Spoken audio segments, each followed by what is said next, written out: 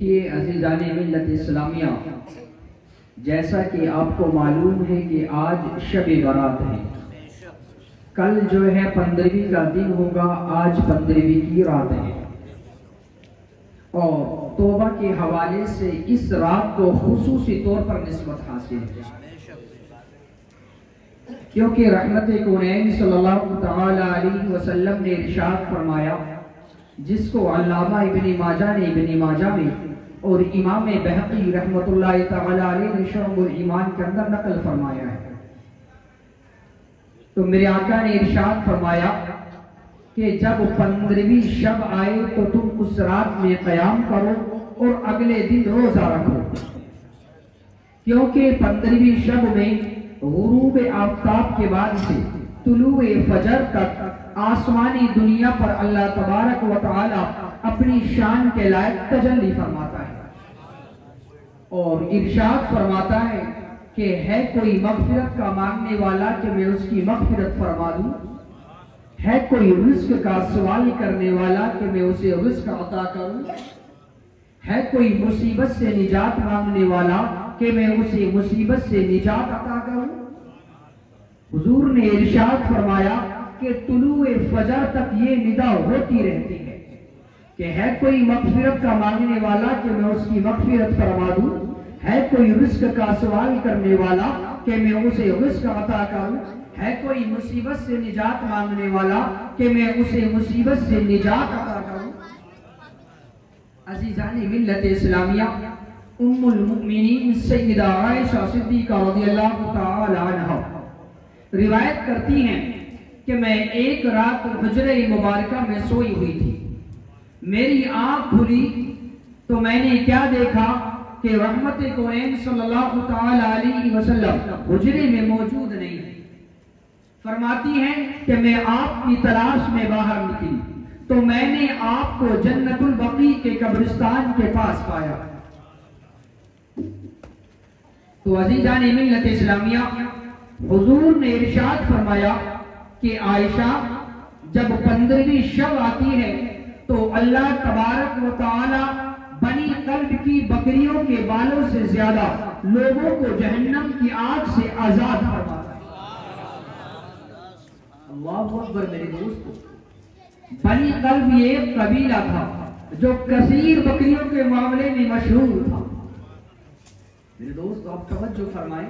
ایک بکری کے جسم پر کتنے بال ہوتے ہیں؟ یقیناً ان کا شمار کرنا بہت ہی دشوار ہے، اور پھر وہ قبیلہ جو کثیر بکریوں کے معاملے میں مشہور ہو، میرے دوست اس قبیلے کی بکریاں کتنی ہوں گی اور پھر ان بکریوں کے بال کتنے ہوں گے۔ میرے رحمت کونین نے ارشاد فرمایا کہ اللہ تبارک و تعالی اس رات میں بنی قلب کی بکریوں کے بالوں سے زیادہ لوگوں کو جہنم کی آگ سے آزاد فرماتا ہے۔ اور میرے دوستو دیکھیے، یہ بات بھی بالکل 110% کنفرم ہے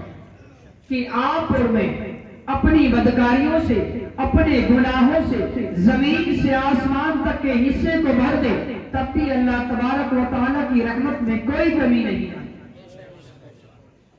تو اگر کوئی بندہ اتنے گناہ کرنے کے بعد بھی اللہ تبارک و تعالیٰ کی طرف رجوع کرے تو میرے دوست یاد رکھنا، وہ یہ محسوس کرے گا کہ وہ ذات تو پہلے سے ہی اس کی بخشش و مغفرت کے بہانے تلاش کر رہی ہے، اور اسے ایسی راتیں، ایسے دن عطا فرما رہی ہے کہ جن کی قدر کرنے والا یقیناً ضرور جہنم سے نجات حاصل کرے۔ بے شک بے شک بے شک۔ اور میرے دوستو، آج تو وہ مبارک رات ہے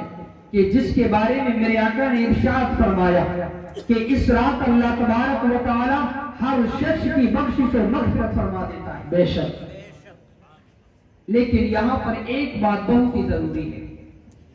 خود نبی مکرم رحمت کونین صلی اللہ تعالی علیہ وسلم نے چند لوگوں کے بارے میں اس رات بھی مغفرت کے دروازے بند ہونے کی وعید فرمائی۔ مشکاہ شریف، ابن ماجہ،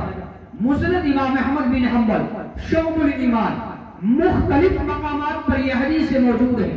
جن کا خلاصہ یہ ہے کہ میرے آقا نے ارشاد فرمایا کہ اس رات اللہ تبارک و تعالی ہر اس شخص کی بخشش و مغفرت فرما دیتا ہے سوائے دو لوگوں کی. اللہ اکبر میرے دوستو. ایک مشرک اور دوسرا کینہ پرور. کینہ پرور یعنی جو اپنے دل میں کسی مسلمان بھائی کے لیے کینہ رکھتا ہے،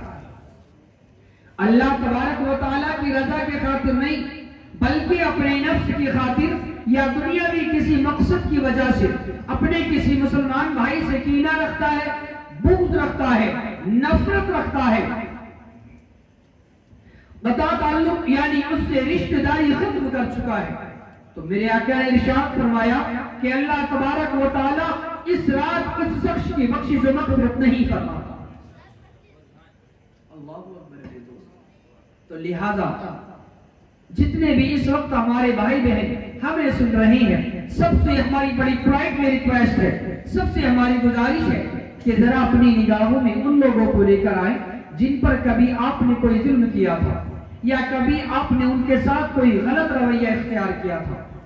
یا آپ نے ان کے ساتھ کوئی غلط بات کی تھی جن کی وجہ سے ان کو کبھی کوئی تکلیف پہنچی ہو. تو میرے دوستو، آپ توبہ سے پہلے ان لوگوں کو راضی کر لیں اور ان لوگوں سے معافی مانگ لیں جن کو کبھی آپ سے کوئی تکلیف پہنچی ہو، اور پھر ان لوگوں کو راضی کر لیں جو آپ سے ناراض ہیں، اور آپ ان سے راضی ہو جائیں جن سے آپ ناراض ہیں. کیونکہ عزیزان ملت اسلامیہ، یہ رات خصوصی طور پر اللہ تبارک و تعالیٰ کی طرف متوجہ ہو کر اللہ تبارک و تعالیٰ کی بارگاہ سے کچھ پانے کی